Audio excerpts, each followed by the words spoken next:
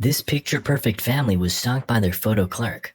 Soon enough, pictures wouldn't cut it. This is what happened. In a fairly nondescript police station, a picture is taken of a man named Sai. We can see he's in an interrogation room sitting eerily calm with his hands folded together. The door opens and a soft-spoken officer enters. He asks Sai what provoked him to do what he did to Mr. Yorkin. However, Sai does not answer. Instead, his eyes gaze downwards. He thinks about a happy family while noting the power of photography. You've probably heard the term, a picture is worth 1,000 words. The truth is, the best cameraman in the world is no match for the human brain. A picture can never match what we see with our eyes, and it certainly can't capture what we feel in our hearts. And yet, somehow, pictures still manage to be valuable. They can be tools, weapons, even. We cut to the woman from his memories, Nina. She greets her husband and announces that she's gonna have some photos processed. Yeah, we used to have to do that. The husband, an avid computer enthusiast, asks her to wait so he can show her the new wonders of his latest purchase, a floating chair that spins. Frankly, she's unimpressed. She calls her son to go down with her and they head out. Inside, her son runs off in search of Roblox gift cards while she goes alone to have her photos processed. Sai, an employee at the store, is working behind the counter. Though, when he spots Mrs. Yorkin through the window, he runs over, noting to his new coworker that he handles the Yorkins. Sai makes small talk with Nina, mentioning that her son Jake must be 9 now. In fact, he just turned 9 years old that very day. Then, Sai inspects the camera roll and realizes that there's still one photo left to take. In a moment of sheer brilliance, he grabs the camera, turns it towards himself, and invents the selfie. Very nice. Sai promises Nina that he'll have the pictures done before the shop closes, then tells her to go enjoy some time with her son. She thanks him and leaves, completely unaware of what Sai has just created for the world. Remember, it's 2002. This was groundbreaking. Back behind the counter, Sai explains that he has one of the most important jobs in the world. He's responsible for making sure that every photo that comes through the lab is print ready. He makes sure each print is color balanced, cropped to perfection, and crystal clear quality. Because he knows that if the photo doesn't look right, it doesn't matter how many likes he gets on Instagram. It'll still be a disappointment. Wait, that wasn't invented yet. Anyway, the pictures are ready and Nina is there. This time with Jake. Given that it's his birthday, Sai throws in a free disposable camera for the boy. As they're wrapping things up, an observant Sai takes note of the book Nina is reading. At night, he departs the dimly lit store. He walks with a slow, measured pace, almost as if he's trying to conceal the sound of his footsteps. Outside, he spots his car. The windshield has been broken. Meanwhile, Nina and her husband go through the pictures of their son's birthday party when they come across one of Sai. "Who's this?" her husband asked, a bit bluntly. Jake chimes in. "It's Sai, the photo guy." "Great, now we have a picture of Sai," her husband said, sarcastically, before unceremoniously tossing the photo. The brilliance of Sai's invention, the selfie, was at the time lost on Will. On Sai's end of things, he sits gleefully at a diner. As the waitress comes to take his order, she curiously notes what's got him in such a good mood, the photos he's looking at. He mentions that they're of his family before proudly sharing them. She finds them to be beautiful, then hands them back. We catch a glimpse of the photos. This is not his family. These are the Yorkins. Checking back in with them, we find little Jake laying in bed, looking wistfully at his ceiling. "What's wrong, sweetie?" his mom asked. "I'm sad." "Why?" "Someone is sad and doesn't have any friends," he explained. Jake's mom found it very sweet that her little boy was so sensitive and caring, but she wanted to know the full story, so she asked who exactly he felt sorry for. Of course, it was none other than Sai. The perceptive boy sensed the loneliness in his eyes. Jake's mom smiled again at how empathetic her son was, but she wanted him to be sure that Sai wasn't as lonely as he thought. "Honey, I'm sure he goes home to his wife and kids every night," she said gently. "Okay," Jake replied, relieved to know that maybe Sai is happy after all. He drifts off to sleep as we cut to Sai in his bare apartment, alone except for his pet hamster and several pictures of the Yorkin family on his bedstand. That didn't even come from IKEA. Creepy. Next up, Nina and Will argue in the kitchen. He reminds her how nice their house is and how hard he works for it. If she wants him to maintain this lifestyle, he's gotta stay Sigma male grindin'. A dumbfounded Nina counters, questioning if he really believes the words coming out of his mouth. Truth is, this isn't about money or whatever the heck a grind set is. It's the fact that Will's been a neglectful father and husband. Meanwhile, Sai unwinds at home with some anime, a typical Saturday night. We pan over to his left, landing on a giant collage of pictures covering the entire wall. It's Nina's family. We see a pregnant Nina, a baby Jake, and all the other life milestones they bothered to capture. As Sai sits there, we see a great longing in his eyes. The next day at work, he realizes that one of the machines is off kilter, so he calls the technician over. The man is very upset, believing Sai to be wasting his time, but Sai dismisses his reasoning. explaining that there's a 3% blue shift on the machine, which is massive in his book. As the technician walks off, Sai makes a scene, practically threatening the man, though the technician laughs it off and tells Sai to calm back when the machine is on fire. Sai's boss Bill looks on with disapproving eyes. During his lunch break, Sai stares at a photo of Nina's family. It is a lovely Christmas night, and they are all gathered around their Christmas tree in their living room. With the help of a vivid imagination, he manages to transport himself into the photo, becoming a part of the scene. Sai stands apart from the family, knowing deep down that he doesn't belong there. Nonetheless, he's grateful for the opportunity to be near them, even if it is only in fantasy form. However, he knows his fantasy can't last forever. But before his daydream ends, Sai wants to get one last look in. Suddenly, he's shaken out of his trance by Bill. He scolds him for causing a scene earlier with the technician, reminding him of his place on the totem pole and telling him to stay in his lane. Sai apologizes and promises not to do it again. Bill walks away before adding that Sai's lunch break ended over an hour ago and wondering what the heck he's been doing in here.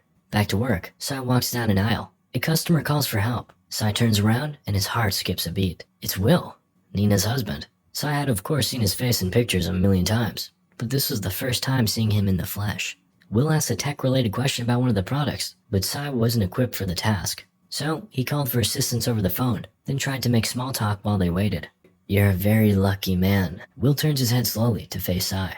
His expression is that of bewilderment. I'm sorry? Sai clarifies, noting how lovely of a family Will has. He also adds just how beautiful their home is. There are some undertones of jealousy and envy in Sai's voice. Will doesn't seem to notice, but he was clearly uncomfortable by the fact that Sai knew so much about him and his family. Help arrives and Sai runs off, or rather, into Jake, nearly knocking him over. In his hand is an Evangelion action figure. Sai's ecstatic, as he too is an anime enthusiast. Okay, I was joking last time, but this Evangelion thing is real and actually from an anime, which is hilarious. Anyway, Will calls Jake over. It's time to go. He hands Sai the toy since his dad won't let him have that weeb stuff.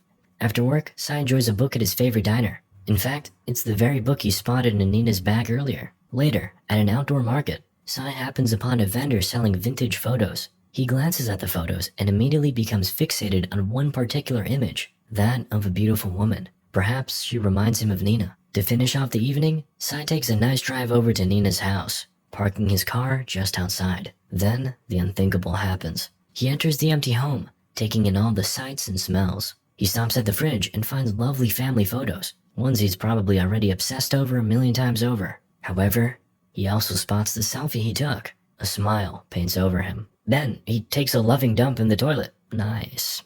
Before checking out Jake's room, it's a mess, just like he thought it would be. He remarks how his mother's probably always telling him to clean it up. Then, he spots a sweater laying around and puts it on before flopping down on the couch and turning on the TV. He greets Jazz by name while chilling out and having a refreshing drink. Suddenly, noises emanate from the door. It opens.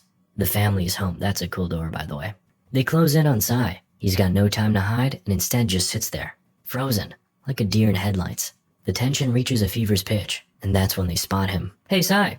They warmingly greet him. Jake runs over. Uncle Sai, can you help me put this together? Sai snaps back to reality. Coincidentally, that's the same song playing on the radio, just kidding. His face is grim as he drives off, back to his lonely existence. The next day at work, Sai tends to a customer when he recognizes her, though he can't quite place the familiar face. We cut to little Jake at a soccer game. He looks off towards the bleachers and finds Sai, waving back.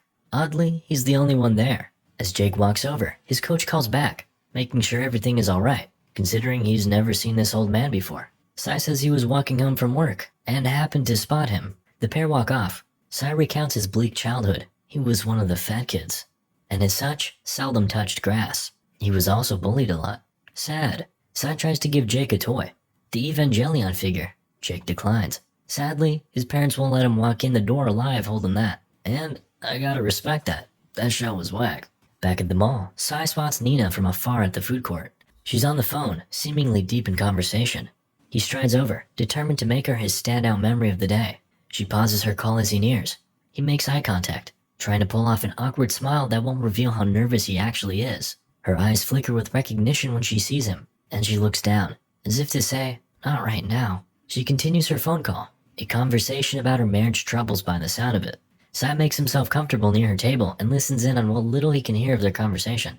She's clearly frustrated with Sai being nearby, saying on the phone, I really can't talk about this now, before hanging up abruptly. She turns to him. I'm so sorry about that. Work problems. Sai replies, "No problem, I was just admiring this beautiful day."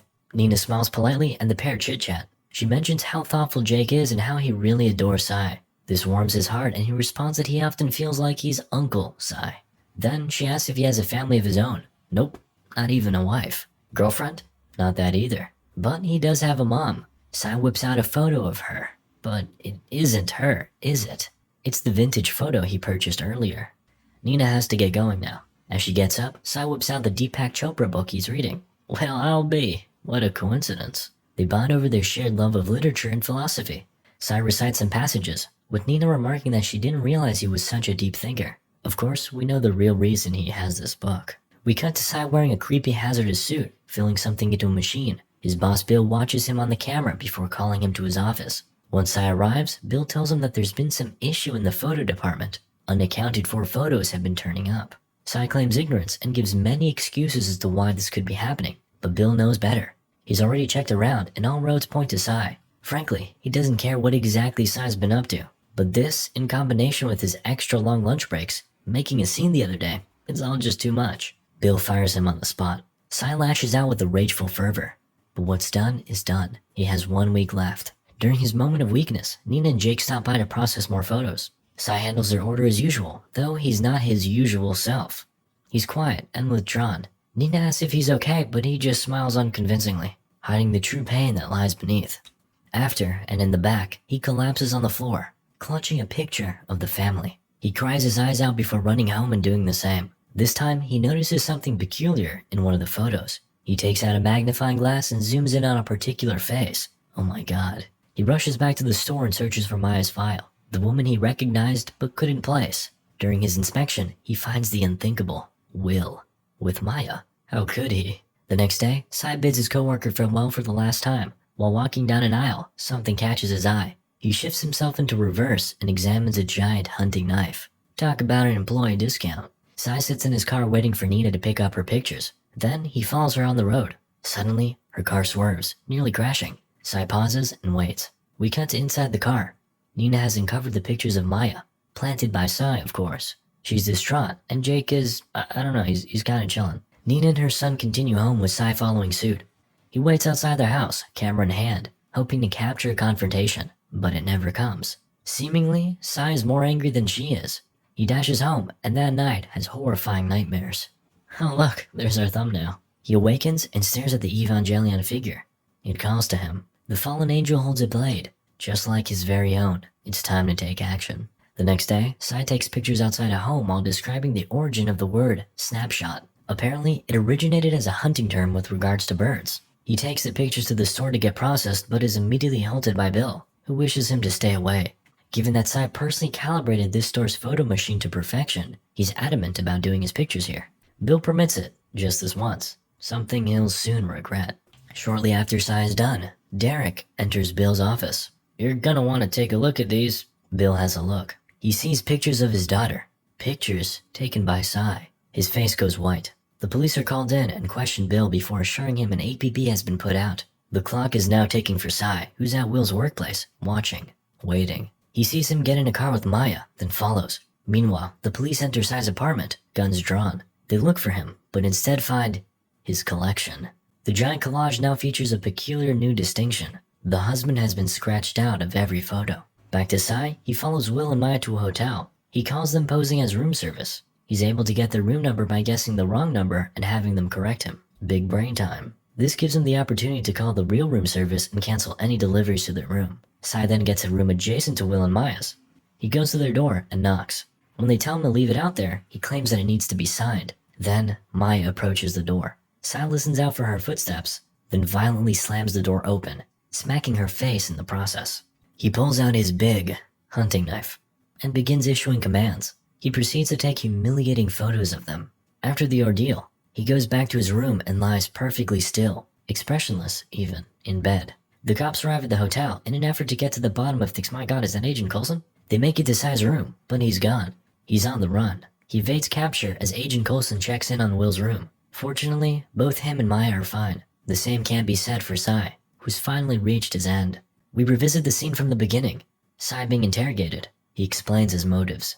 Will was a neglectful father to a beautiful family. a family he envied. Sai's father, too, was neglectful. He did things no father should ever do to their child. He took pictures of him doing things a child should never have to do. The officer understands and walks off. Sai looks to his side and once again imagines himself amongst the Yorkin family. Moral of the story? Evangelion just wasn't that good of a show, guys. Come on.